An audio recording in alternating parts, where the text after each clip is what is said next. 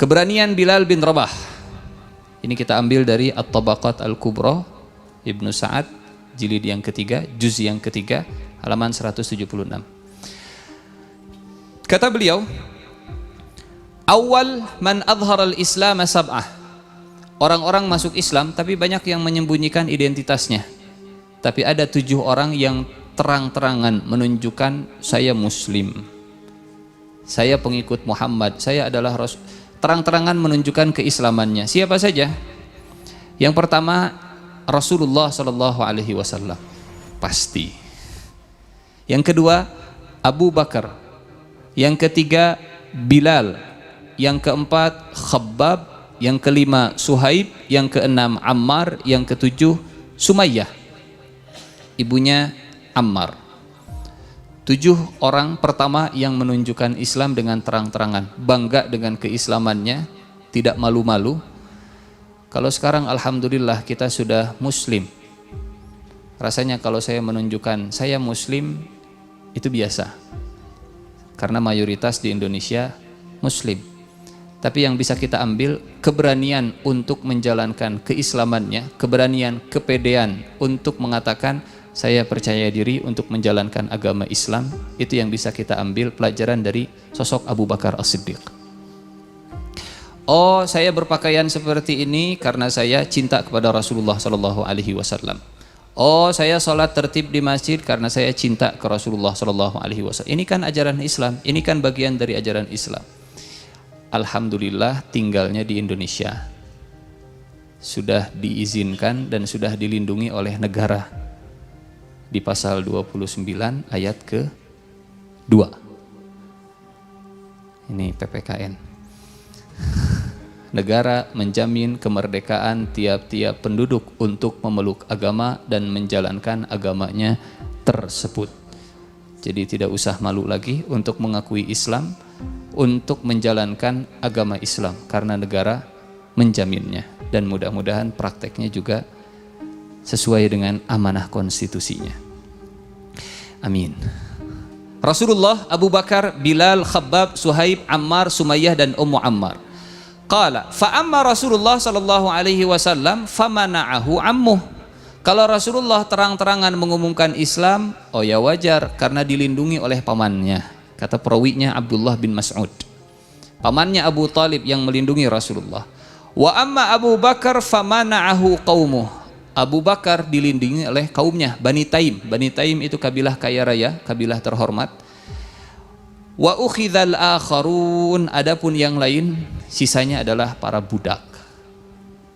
Jadi budak, 5 orang pemberani dari golongan budak yang terang-terangan. Bilal budak, Khabbab budak, Suhaib budak, Ammar budak, Sumayyah budak. Wa ukhidhal akharun fa albasuhum adra'al hadid. Yang lain itu disiksa, kemudian dipakaikan baju besi, thumma saharuhum fi syams, kemudian dilelehkan di bawah teriknya matahari. Bagi yang pernah umroh mungkin bisa merasakan panasnya Timur Tengah. Jangankan panasnya Timur Tengah lah, siang-siang mau hujan, kan rada panas biasanya kalau mau hujan. Pakai baju yang tidak nyerap keringat saja. Baju yang ada kan ya, baju yang tidak nyerap keringat. Baju dari bahan parasit saja, atas sampai bawah, kemudian keluar, setelah itu silahkan guling-guling di aspal. Tapi carilah jalan yang masih kosong. Di ujung sana tuh, Kota Baru ujung sana masih kosong. Siang-siang tengah sebelum hujan, thumma saharuhum fi syamsi hatta balagal jahda minhum kullu mablagh, sampai mereka semua kelelahan. Fa'atauhum ma sa'alu, dan hampir semuanya mereka pasrah. Qul Lata wal Uzza, ucapkan Lata dan Uzza. Mayoritas mengatakan iya Tuhan saya Lata dan Uzza. Hanya satu yang tidak mengucapkan. Ada beberapa yang tidak mengucapkan. Di antaranya Sumayyah. Wa yarfuth thumma ta'anaha faqatalaha. Sumayyah menolak. Ucapkan Lata dan Uzza, ucapkan Lata dan Uzza. Tuhanmu Lata dan Uzza. Enggak, Tuhan saya Allah. Sampai akhirnya Abu Jahal kesal, dibunuh Sumayyah di daerah kemaluannya, ditusuk sampai akhirnya meninggal. Jadi yang mati syahid pertama kali bukan laki-laki, yang mati syahid pertama kali dalam Islam adalah perempuan budak. budak perempuan. Orang yang mati syahid pertama bukan laki-laki yang gagah perkasa, budak perempuan adalah wanita orang pertama yang mati syahid. Kemuliaan sebagai seorang syuhada itu ternyata pertama kali dimiliki oleh seorang wanita dan budak, bukan orang merdeka.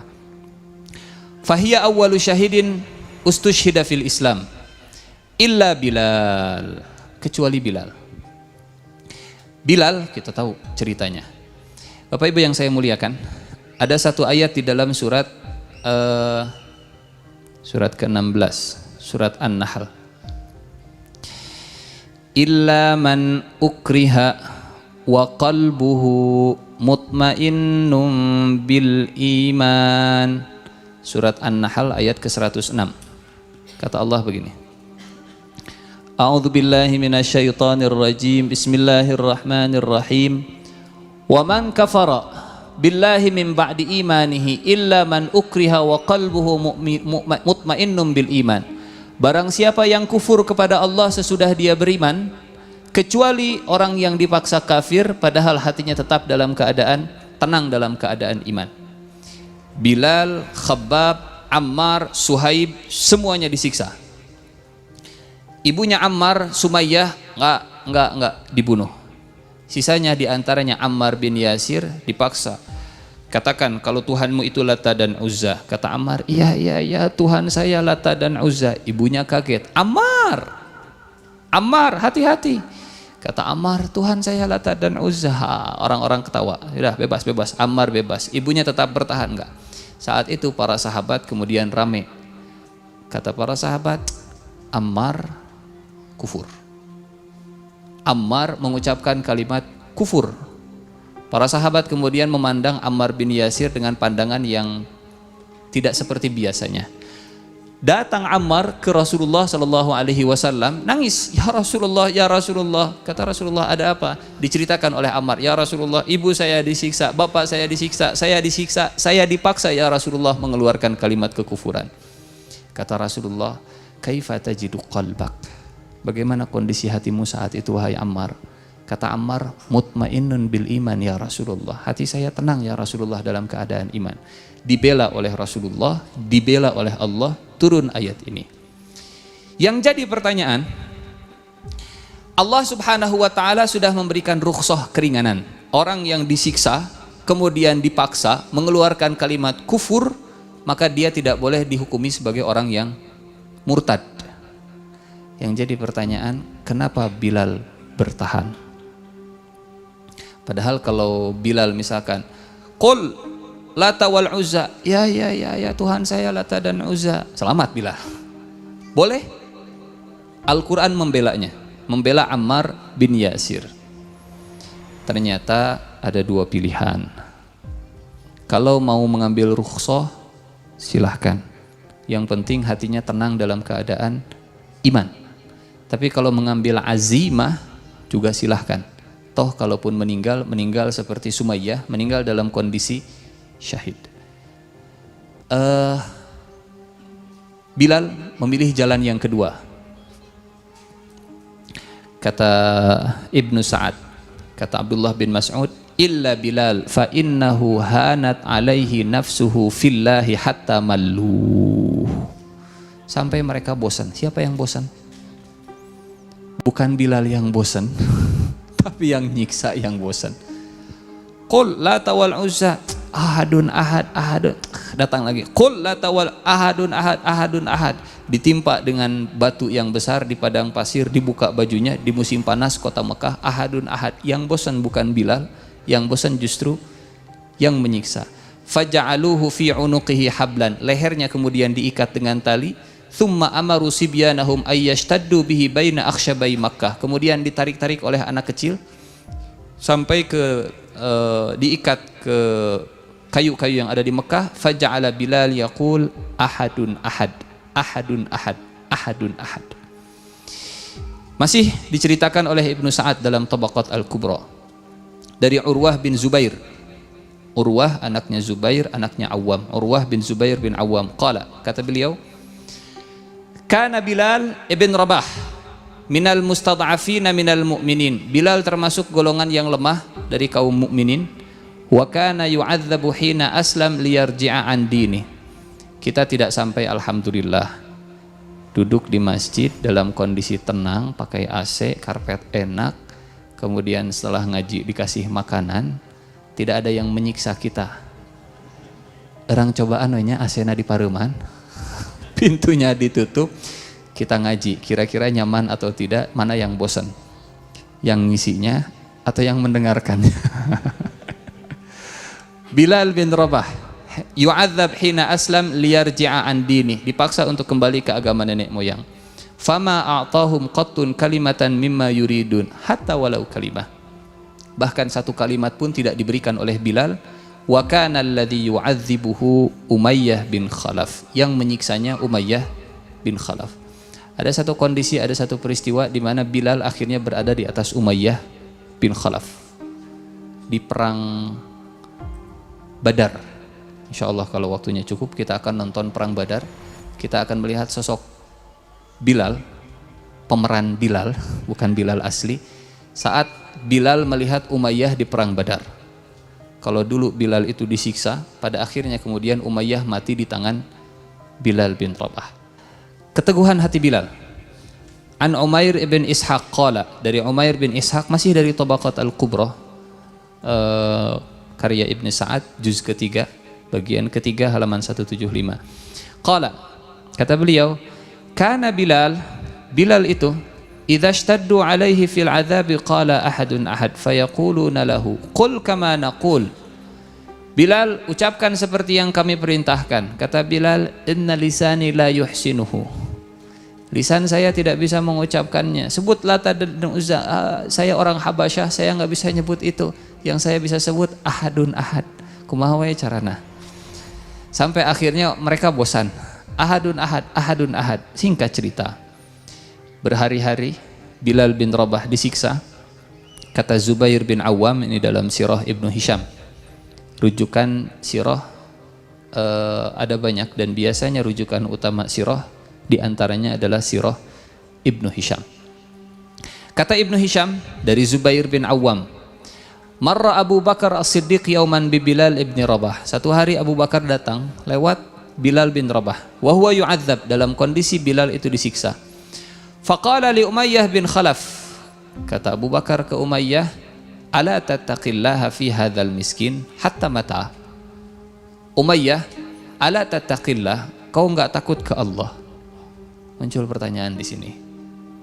Umayyah musyrik, tapi Abu Bakar mengingatkan, ala tattaqillah. Ini kalimatnya bukan kalimat dari saya, kalimatnya dari kalimat Ibnu Hisham, diucapkan oleh Zubair bin Awam yang jadi saksi hidup saat itu. Ala tattaqillah. Apakah Umayyah bin Khalaf muslim? Musyrik. Tapi semusyrik-musyriknya Umayyah bin Khalaf, Umayyah itu masih mengakui Allah sebagai Rabb. Kalau ditanya, Umayyah siapa yang menciptakan? Allah. Umayyah siapa yang ngasih rizki? Allah. Umayyah siapa yang menurunkan hujan? Allah. Bukan hanya Umayyah, orang-orang Mekah kalau ditanya sama jawabannya. Siapa yang menciptakan? Allah. Siapa yang menurunkan hujan? Allah. Siapa yang ngasih rizki? Allah. Siapa yang ngasih keturunan? Allah. Mereka mengakui Allah sebagai Rabb, pemberi rizki, pencipta, dan seterusnya. Tapi giliran kalau begitu, hayu atuh sembah Allah keheula. Kalau begitu sembah Allah saja, oh nggak bisa. Kita ini kan makhluk yang banyak dosa. Allah itu zat yang maha suci. Untuk menyembah Allah kita butuh perantara. Nah, patung-patung inilah yang menjadi perantara kita dengan Allah Subhanahu wa taala. Itu yang menjadi alasan orang-orang musyrik kenapa mereka menyembah berhala, di antaranya supaya jadi perantara antara kita dengan Allah. Semusyrik-musyriknya orang musyrik Mekah masih mengakui Allah. Disebut musyrik karena mereka menduakan Allah, mempersekutukan Allah. Yang namanya menduakan, percaya ke Allah tapi percaya ke selain Allah juga. Maka Abu Bakar saat mengucapkan kalimat begini bukan berarti mereka orang yang muslim, bukan, tapi mereka tahu Allah. pelajaran buat kita. Kalau mereka percaya kepada Allah sebagai Rabb, tapi saat mereka diperintahkan untuk tunduk kepada Allah, mereka nggak mau. Pertanyaannya, apakah mayoritas Muslim saat ini mirip seperti orang musyrik Mekah saat itu? Kalau ditanya percaya Allah, percaya. Kalau diperintahkan tunduk ke perintah Allah, mereka nggak mau.